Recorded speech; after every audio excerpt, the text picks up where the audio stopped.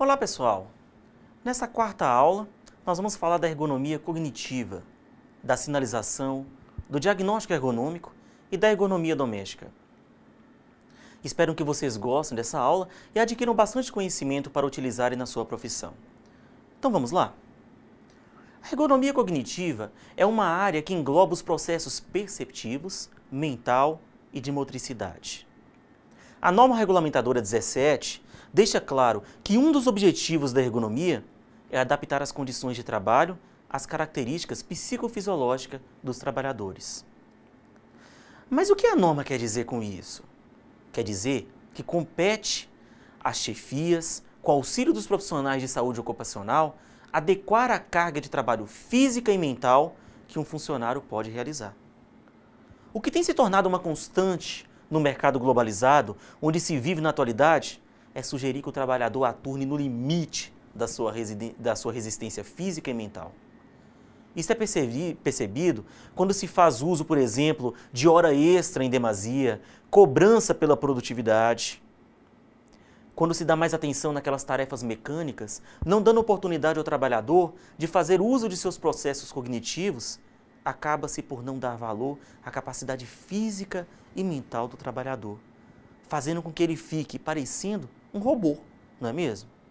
Um dos exemplos é a subcarga, que pode ser expressa através do trabalho repetitivo, monótono, com poucas oportunidades de executar uma tarefa que demande criatividade e integração com os outros colegas de trabalho. Olha, aqui nessa imagem, nós temos um exemplo de subcarga. A pessoa faz um trabalho o tempo todo repetitivo. Olha, é simplesmente mandar isso para a máquina, fazer as alterações e pronto. É um trabalho o tempo todo repetitivo. Tá? Então, nesses casos, não está sendo oferecida oportunidade para o desenvolvimento pessoal e profissional desses trabalhadores.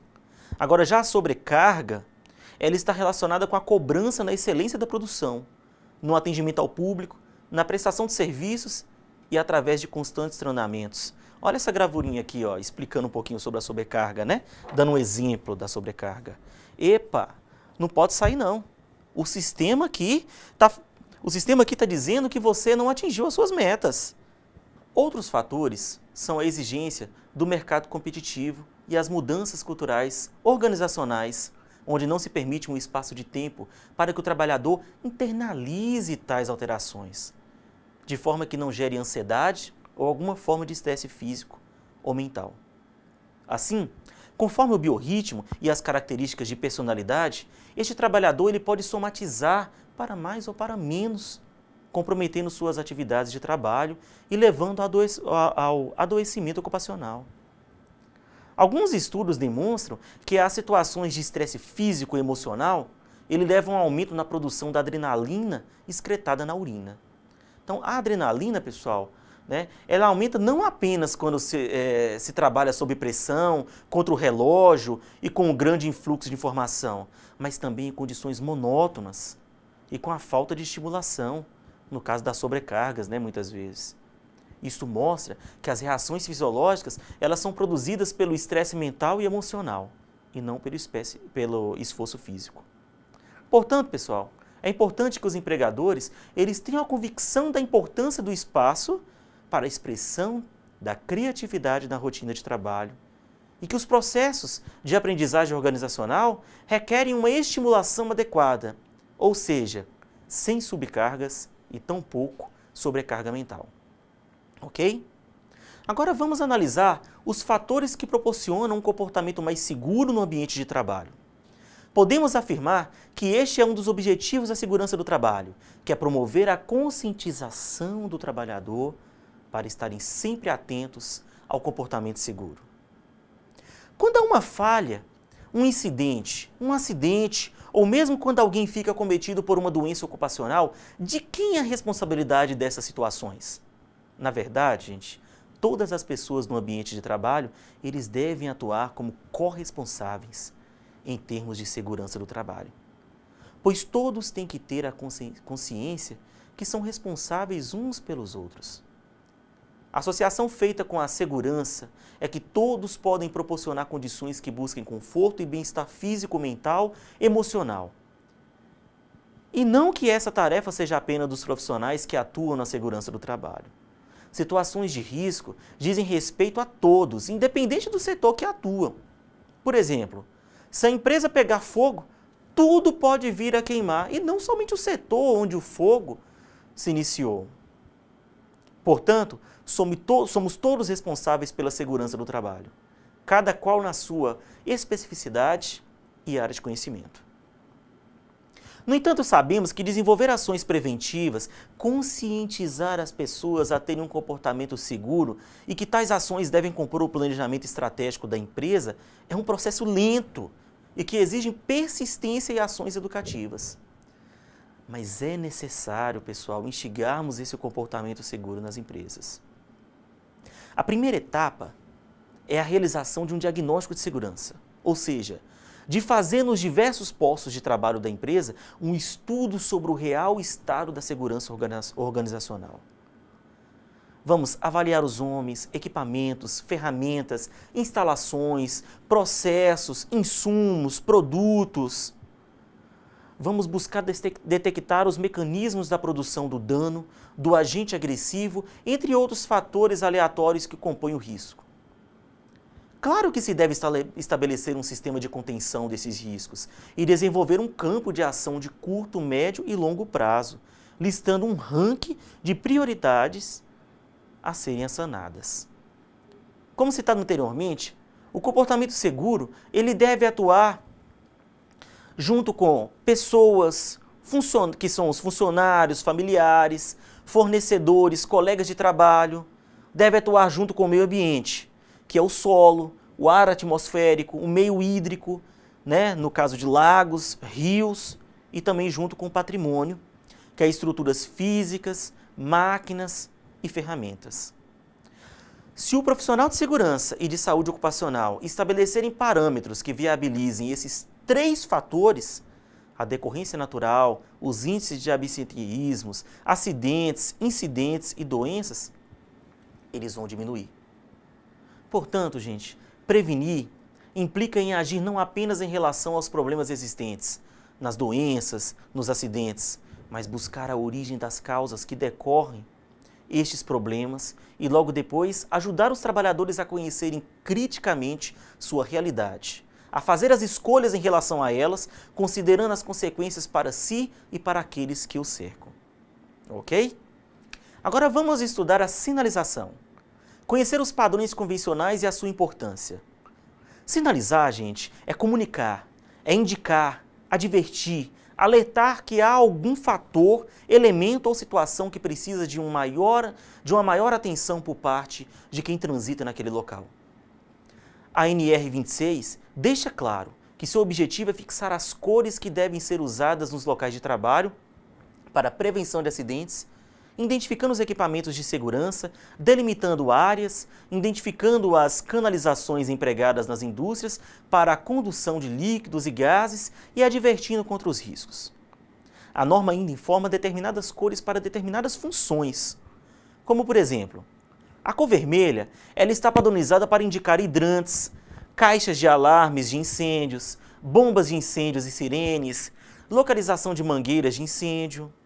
Agora, a cor branca ela é utilizada para localizar bebedouros, áreas destinadas a armazenagens, áreas em torno dos equipamentos de socorro de urgência, de combate a incêndios ou a outros equipamentos de emergências. Cada cor tem sua função de indicação, ou seja, de comunicação de um processo, local e equipamento. Dentro desses processos de comunicação, é preciso estabelecer parâmetros que sejam comuns para todas as pessoas, para que assim se saiba o que fazer. É importante utilizar palavras de advertência como, olha só, o perigo. O perigo, ele é indicado, né, para informar que ali tem substâncias que apresentam alto risco.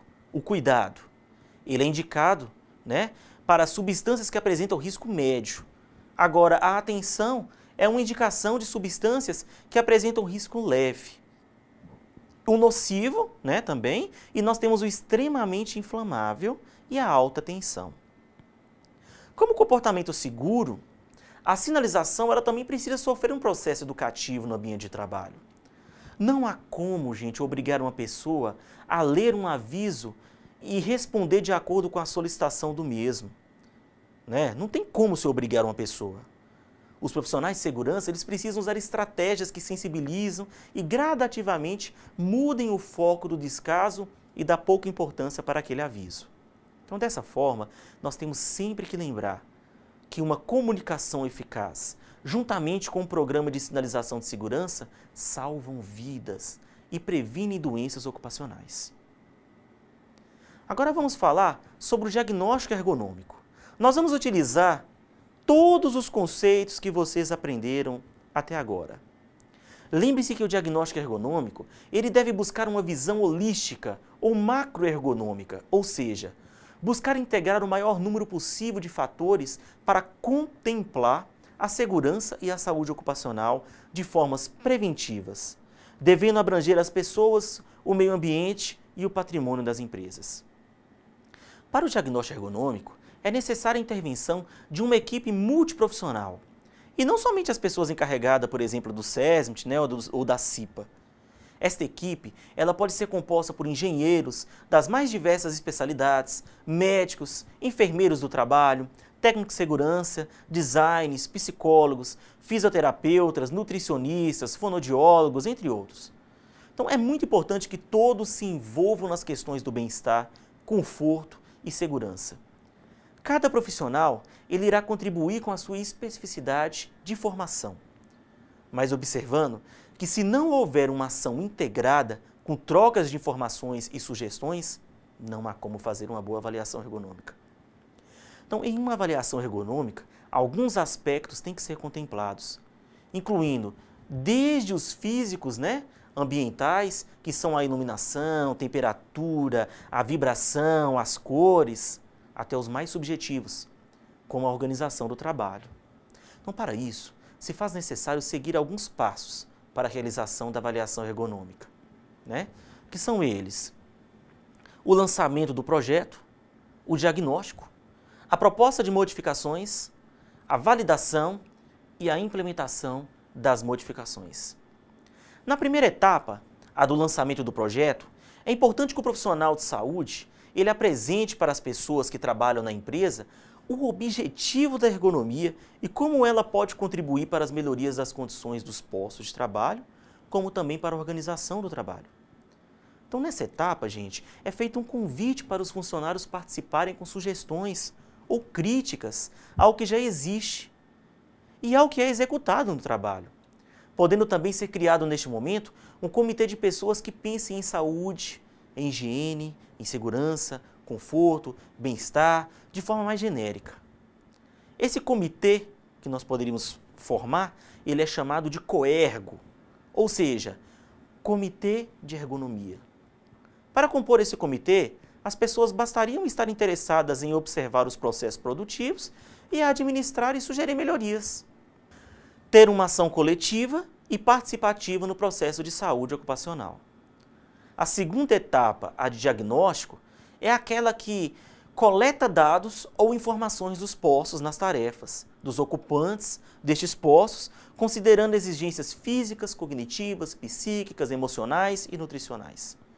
Nessa etapa, gente, é feito um levantamento através de questionários ou de entrevistas para determinar o grau de importância das queixas, priorizando ou excluindo ações no posto ou na forma de execução do trabalho. Agora, a terceira etapa é a proposta de modificações. É um complemento da etapa anterior. Após estabelecer o que é prioritário em termos de saúde ocupacional, é necessário projetar soluções e melhorias. A quarta etapa é a da validação, que busca testar os projetos, inicialmente propostos através de protótipos, maquetes, grupos de observação, para se chegar a uma solução mais assertiva das prioridades anteriormente estabelecidas. E nós temos a última etapa, que é a implementação das modificações, que procura fazer uma revisão e o acompanhamento dos projetos como um todo, até se chegar a um acordo sobre as especificações ergonômicas a serem realizadas. Portanto, como deu para vocês perceberem, a ergonomia é uma ciência que precisa de ações coletivas integradas. Como nós citamos anteriormente, a Coergo, que é esse comitê de ergonomia, ele é muito importante para a empresa. E por ele ser tão importante, vamos falar um pouquinho mais sobre ele. A instalação de um grupo ou comitê de ergonomia, ele permite que a pessoa, pessoal, envolvidas, com diversos aspectos da empresa, eles tenham cada vez mais conhecimento dos problemas da empresa e tomem decisões conjuntas para resolvê-los. O Coergo, ele é uma reunião de pessoas preocupadas com a melhoria da qualidade de vida dos trabalhadores, sem comprometer a produtividade e desempenho. Ela não é um setor ou um departamento. E ela pode estar vinculada ou não ao SESMID, à CIPA ou até o RH. Mas afinal, quem pode participar da Coergo? Pode participar todos os que se interessarem pelo bem-estar geral das pessoas. Desde o cargo mais simples ou humilde, da escala hierárquica lá, até o cargo mais importante da empresa. Qualquer um pode participar. No Coergo, ele não há um mandato com tempo de participação. O Coergo ele auxiliar todos os departamentos exigentes na empresa e desenvolver projetos, implementá-los e buscar novos métodos ou ferramentas que otimizem a produção, mas sem deixar os aspectos humanos de lado. O foco é na higiene, na segurança, na qualidade de vida, no bem-estar de todos os funcionários. É importante que o comitê ele realize reuniões semanais, ou ao menos quinzenais, gente? Para manter o vínculo e buscar sempre reavaliar as medidas tomadas. É importante também que tenha uma pessoa que coordene de forma direta, pois ela pode traçar junto com os demais colegas algumas diretrizes de ação e acompanhamento e evolução dessas diretrizes. Agora, quanto ao quantitativo de pessoas na Coergo, na NR17 não tem nada informando. Então, o que deve prevalecer é o bom senso, para não haver excesso ou falta de pessoal, de tal forma que venha prejudicar a execução das atividades. Ok? E agora, gente, nós chegamos em nosso último assunto da nossa disciplina. E para afirmar o compromisso com a visão holística da ergonomia, serão apresentadas algumas orientações para a prevenção doméstica ou domiciliar, ou seja, da ergonomia aí dentro da sua casa, de atividades que a sua mãe ou até mesmo você realiza dentro de casa. Vamos lá? Os acidentes dentro de casa, eles também podem ser graves, gente, assim como nas fábricas, nos escritórios. Por isso também vamos aprender algumas medidas preventivas para o provimento de segurança em nossa casa, como havia falado com vocês anteriormente. A ergonomia das atividades domésticas, ela representa uma grande soma de afazeres ao longo da semana de trabalho. É preciso limpar, varrer, não é mesmo? Cozinhar, lavar, passar, lustrar, transportar carga. É um trabalhão. Comparado com o trabalho industrial, em linha de produção, o trabalho doméstico ele tem a vantagem de ser bastante variado, permitindo frequentes mudanças de posturas e inserção de pausas durante o trabalho.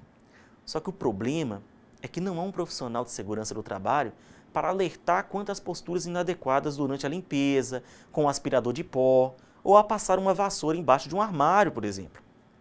Sendo assim, as alturas das bancadas, dos tanques, das pias, janelas, elas nem sempre estão adequadas e tampouco são adaptáveis às diferentes medidas antropométricas das pessoas que moram naquele local.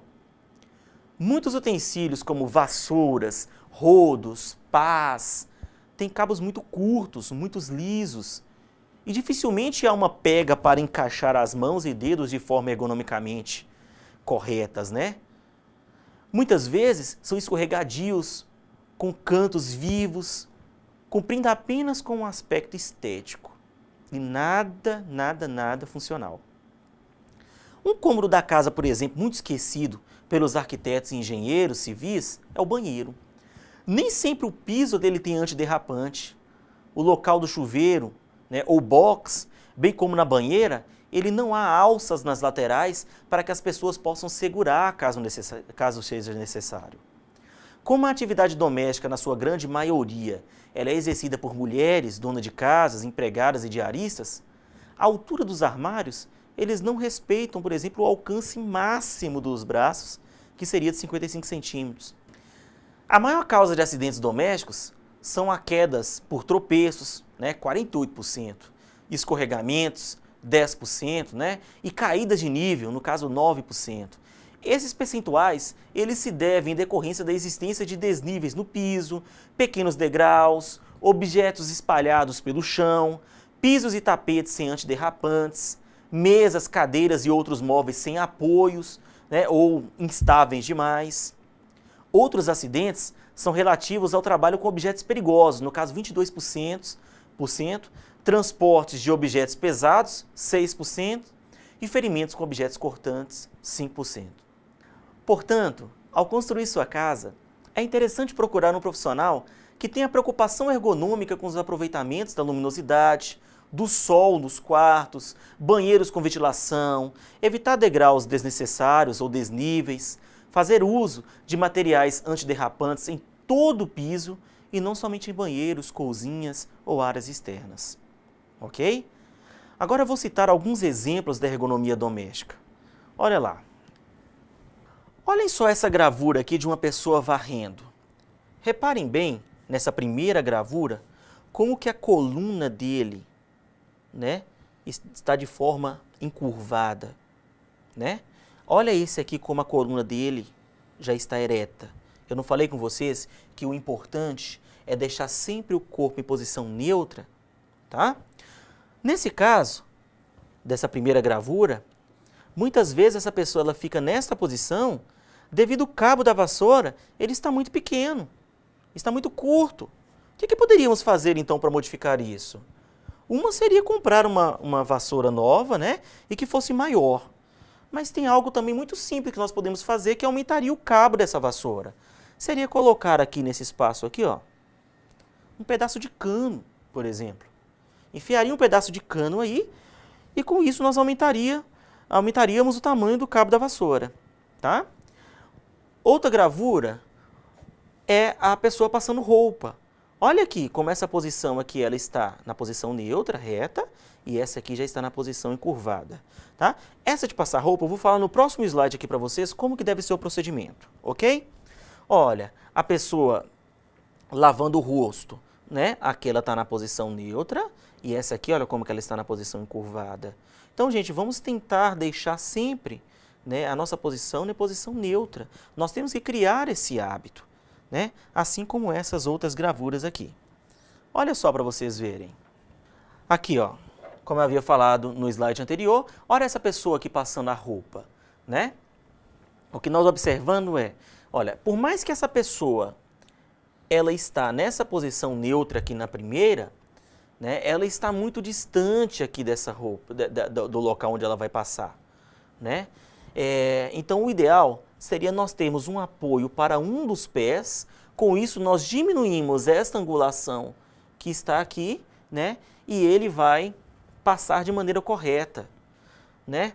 Reparem bem que a altura da mesa, ela influencia e muito.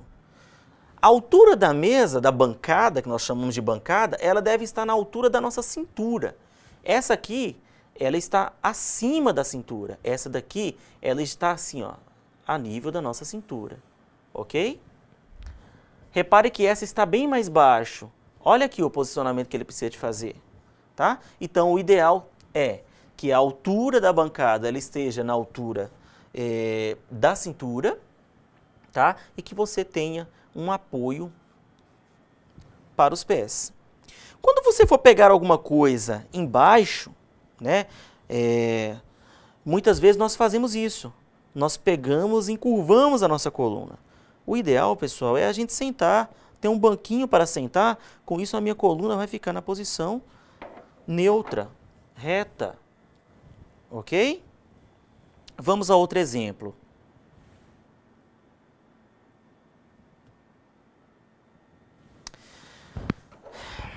Algo muito importante a ser falado é quando nós vamos pegar algum objeto que estejam acima dos nossos ombros. Reparem bem, nunca vamos elevar os nossos ombros, Nunca vamos elevar os nossos braços acima dos nossos ombros, porque com isso a gente força a nossa coluna para trás. Olha aqui para vocês verem. Então, ao invés da gente elevar os nossos braços, vamos colocar um banquinho, porque meu braço ele vai permanecer na altura, né, do meu ombro, correto? Aqui outros exemplos da mesma forma. E algo muito comum, né, na pessoa que vai fazer uma compra é carregar as compras em um lado só do corpo. Olha como que está acontecendo, olha o que está acontecendo com esse corpo. Na verdade, ele faz uma inclinação. Ele compensa, ele coloca muito mais força desse lado daqui para compensar essa força que está aqui do outro lado. Então, qual seria o ideal? O ideal seria eu ter esse mesmo peso daqui, né, dividir essa mercadoria daqui com essa outra mão. Ao invés de colocar tudo em uma sacola só, colocaria em 2 sacolas. Com isso, o meu corpo ficaria reto, na posição neutra, ok? E aqui nós temos uma imagem de uma pessoa pegando uma mercadoria. É algo muito comum também, né, dentro de casa. Normalmente, quando nós vamos abaixar para pegar algo, nós nunca baixamos dessa maneira que vocês estão vendo aqui. Normalmente, a gente faz o quê? A gente faz uma inclinação aqui do nosso tronco. Não é mesmo? Portanto, para nós pegarmos alguma mercadoria, nós vamos sempre pensar em deixar o nosso corpo na posição neutra, reto. Reparem que aqui ele está na posição neutra, logo depois ele começa a agachar, mas as suas costas, né, a sua coluna ainda está na posição neutra. Quando ele agacha aqui, ele pega a mercadoria e o mais rápido possível ele traz essa mercadoria, né, para próximo dele. Quanto mais próximo essa mercadoria ela estiver de você, né, menos força você vai precisar de colocar. Então essa é uma posição, gente, totalmente ergonômica para vocês pegarem, né, algum material, alguma coisa pesada, tá? Só lembrando que se eu estiver dentro de uma empresa, né, e eu trabalho com transporte de cargas, você não vai, nesse caso, fazer esse movimento o tempo todo. Vamos pedir para aquela empresa comprar, no caso, um carrinho para que eu possa estar levando essa mercadoria.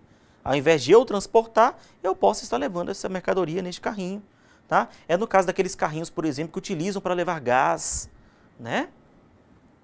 Ok? Pois bem, pessoal, eu espero que tenham gostado da nossa disciplina de ergonomia.